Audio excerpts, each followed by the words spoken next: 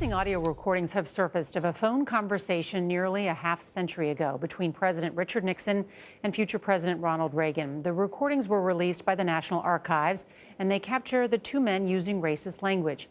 Here's White House correspondent Paula Reed. President Richard Nixon recorded himself talking to then California Governor Ronald Reagan in October 1971, the day after the United Nations voted to recognize the People's Republic of China.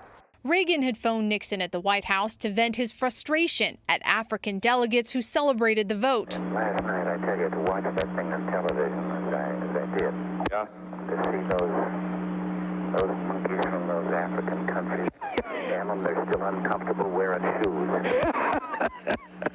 The Ronald Reagan Presidential Foundation said today, if he said that 50 years ago, he shouldn't have, and he would be the first person to apologize.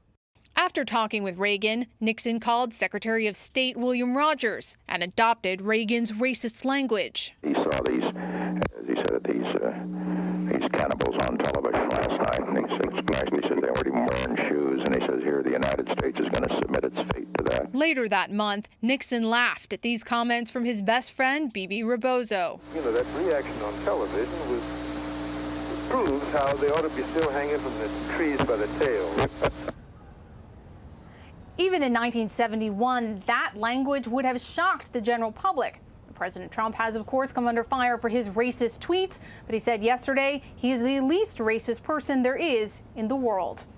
Nora? All right, Paula Reed at the White House. Thank you.